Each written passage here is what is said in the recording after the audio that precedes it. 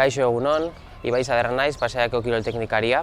Gaur aurkeztuko dizuegu PKB-ko programaren nondik norakoak eta helburua da azaltzea zen izan den programa honen sorrera, zergatik buratu zitzaigun bere garaian ekimen honekin aurrera egitea eta batez ere azaltzea orduztik gaur egun bitartean izan duen eboluzioa, dituen berezitasunak eta eredu bezala praktika ona izan dadila ere bai, zuen herri hezitzaileen foro horretan aukera izateko, garapen zabalago izateko eta eredu interesgarria izan da zuek aurrera eramateko aukera izatea tokian tokiko estrukturetan.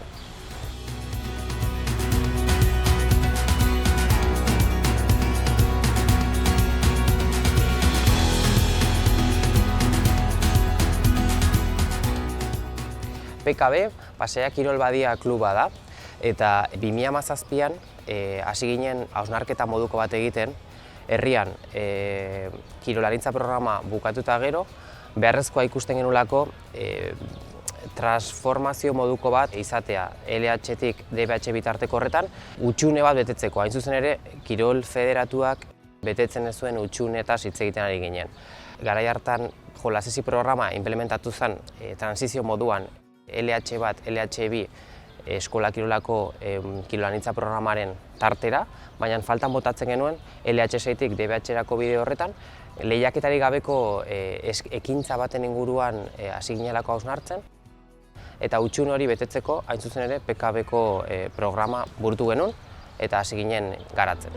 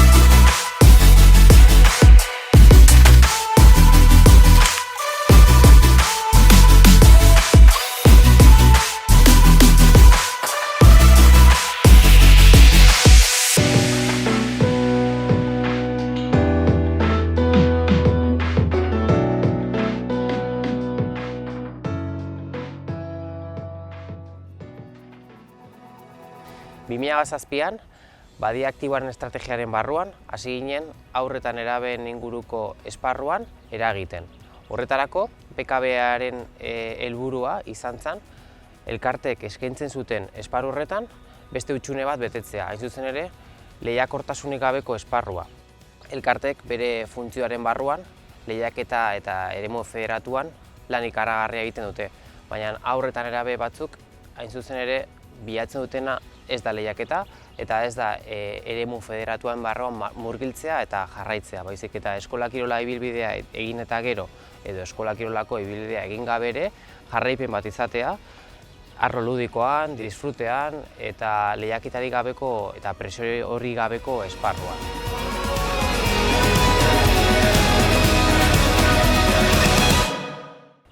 Jarraian, PKB programaren helburuak azalduko ditugu eta programaren nondik norakoak ere azalduko ditugu. Besteak beste, programaren kronograma, egiten diren jardueren azalpenak, parte hartzaileen kudeaketa nola egiten den, begiraren papera eta besteak beste hizkuntzaren eta irudiaren kudeaketa. PKB programaren helburuak 5 dira. Ludikoa izatea, ondo pasatzea eta disfrutatzea. 2. Jarduera fisikoa eta kirola, beste modu batean ere praktikatzea, antolatzea eta esperimentatzea ere bai, kirolak eta jarduera fisikoak osotasunen ematen dituen aukerarekin. 3. Sasoian egotea. Programak ere indarra, malgutasuna eta bestelako kualitate fisikoak ere landu behar ditu, modu exigentean ere. Orduan, sasoian egotea ere bai, exigentzia maila handiko mugarria da programako begiraleentzat eta parte hartzaileek ere bai, sasoian egotea ere bai, importantea da. 4. Bizitza ohitura osasuntsuak ere bai, errotzea, hau da, lantzea ere bai jarduera fisikoa eta kirola zaratago, dijoan ere bai beste bizitza ohitura osasuntsuen inguruko oinarriak. Eta 5. Azken finean ere bai denbora librea kudeatzea helburu importantea da, nerabeek gazteak bilakatzen diren horretan, beraien bizitza ohitura osasuntsuak modu autonomoan kudeatzea helburu inportantea delako.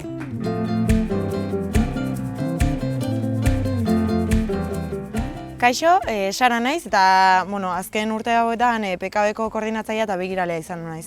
PKB programaren barruan izen emateekin ematen diogu hasiera guztiari, egia esan.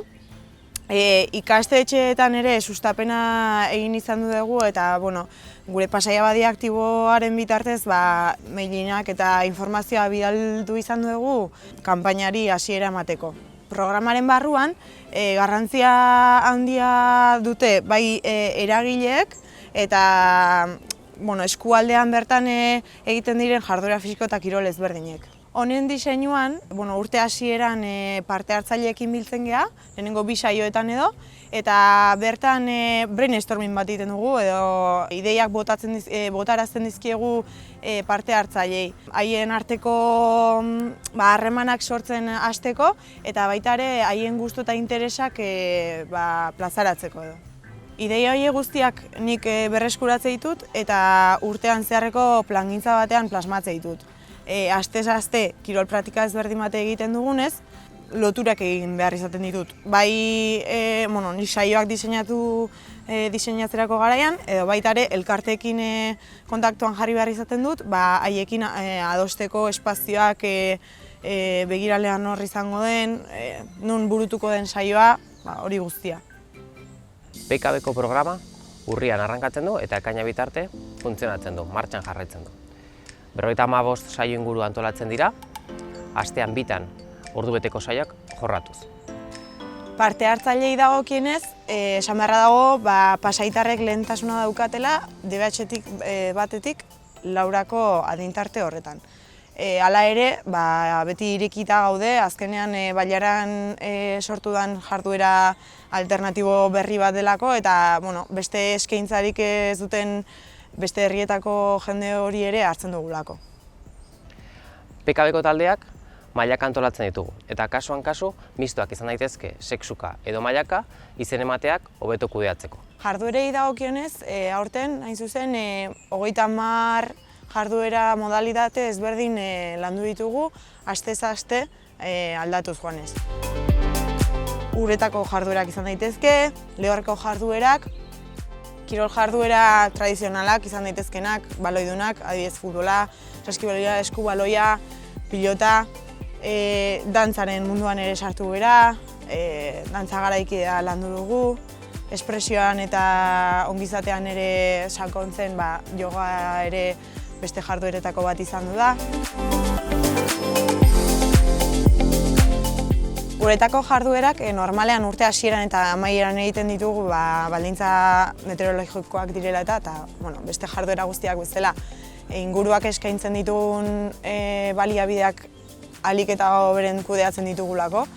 Eta uretako jarduerei dagokienez egin izan dugu piraguismoa, stand-up padela, lehen sorospenak uretan ere jorratu ditugu, eta surfa ere landuko dugu, besteak beste, urpekaritzaz gain. PKB, imagina dezakezuen leku gehienetan praktika daiteke, kirol praktika horiek izan daitezke frontoiak, skateparkak, mendia, itsasoa, igerilekuak, espazio publikoak nahiz pribatuak. Pribatuak diren horietan, normalean elkarte eta eragile ezberdinekin kontaktuan jartzen gara saio horiek prestatzeko eta beraiek espezialistak direnez saio horiek bereziak izaten dira. Gainontzeko saioak nik diseinatzen ditut astez asteroko aldaketa hori kontuan izanik. PKB-ren beste funtsezko arlo bat hizkuntzarena da, praktika guztia euskararen inguruan egiten da eta komunikazio eta harremanetarako hizkuntza izan nahi da euskara. Badator eskoletatik datorren zerbait da, eskola kirola eta multikirolarekin multikirolan ematen zaion funtsezkotasun hori ez, nahi da baita ere PKB-en jarraipen bat izan dezala. Begirale hezitzailearen papera funtsezkoa da. Sara, pertsona klabea bilakatzen da programan dauden ikasleentzat eta programarentzat baita ere. Importantea da sararen inplikazioa bi aldetatik. Batetik, familia eta parte-hartzaileentzat importantea edo referentzia garrantzizkoa delako, eta baita ere badia aktiboaren programaren barruan beste funtzioak betetzen ditugulako eta lotura bereziak egiten ditugulako eskola kirola eta PKB-ren arteko transizio horretan. Formazioa. Oinarrizko atala denez, Sara jarduera fisikoa eta kirol graduatua da.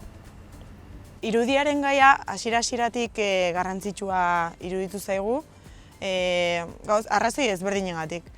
Hasieran klube espiritua eman nahi genion PKB-ri, ikasleek beraiek edo parte-hartzaileek beraiek diseinuan parte hartu zuten, bai fabrikara joan ziren, koloreak aukeratu zituzten, irudia, dena, kamiseta eta lehen hori bairi ikusi diezuten sudadera hori ere sortzeko, ezta? Ondoren, PKB-ko jarduera anitzoien transmisiorako edo kanpora begira bideo ezberdinak sortu izan dira eta bideo promozional bat ere egin zuten urte bukaeran urte guztian zehar jasotako beraiek egindako grabazio horiekin.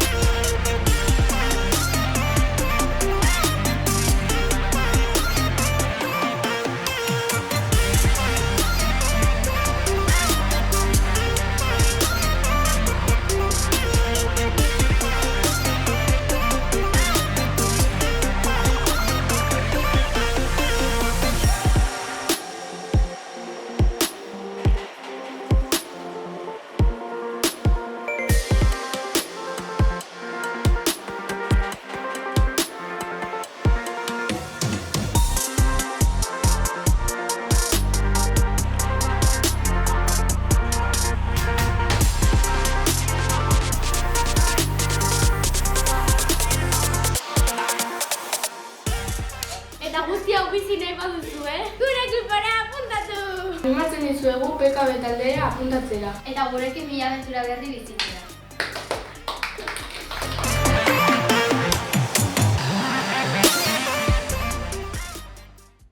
Ekipai hau gainera, klubaren irudia izateaz gain, talde kohesioa landu eta jorratzeko erraminta bezala ikusten dugu.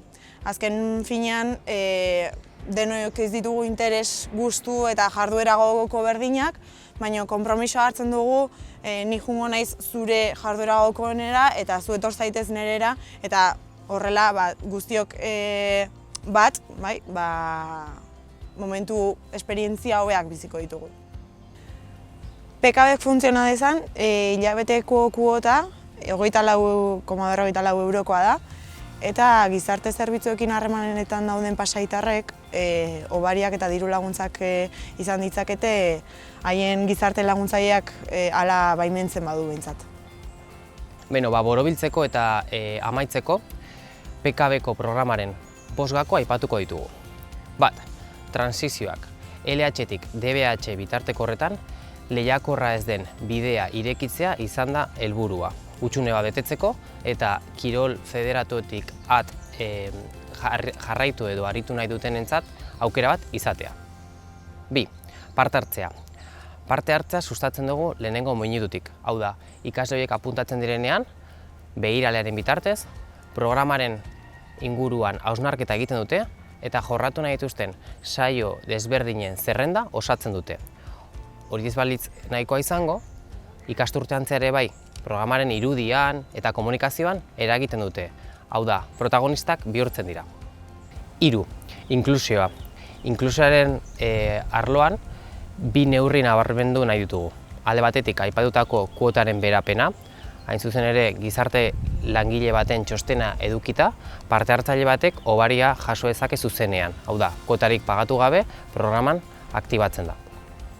Eta aniztasun funtzionalari dagokionean, kasuan kasu behar bereziak sumatzen badima ditugu ikasle baten kasuan, jarduera egokituko genuke edo baliabide berriak bilatuko genituzke jarduera aurrera eramateko. 4. Hizkuntza. Euskara bilakatzen da PKBko programaren hizkuntza nagusia. Euskarak betetzen du funtsezko papera, programazioan eta jarduerak aurrera eramateko garaian ikasle eta begiralen arteko komunikazioan. Eta 5. Pasaia Badioaktiboaren estrategian helburu nagusia pasaitarren bizitzan eragitea da, inaktibotasuna ekiditea da eta aukera osasuntsuak sustatzea. Horregatik, PKBk hutsune handia betetzen du DBH-ko ikaslegoaren artean. Hain zuzen ere, aukera berri bat zabaltzen duelako, lehiakorra eta federatua ez den bide horretan ardatz bilakatzen delako, eta transizio horretan eta lehenengo puntuan aipatutako helburu horri eusten diolako. Eta amaitzeko, eskuartean dakazuten triptiko horretan, ikusi dezakezute programaren nondik norakoak edo erabiltzen dugun euskarri komunikatiboa adibide moduko bat eduki dezakezuten eskuragarri, eta besteak beste hor azaltzen dira familia izuzendutako informazioa, oinarrizko informazioak, orrutegiak, izen emateak nola jorratu, eta bar, lotura egiten du ere bai webgunarekin eta begiralearen kontaktu edo referentearekin. Deitzeko aukera izango duzu ere bai esararekin hitz egin nahi baldin baduzue eta informazio zehatzago bat lortu, emailez ere konektatu gaitezke ere bai eta zuen kezkak eta galderak jaso eta erantzun, edota webgunean ikusi dezakezute orain arteko publikazioak nola joan diren, bideoak edo kanpainak nola publikatu ditugun ere eskuragarri izango duzue.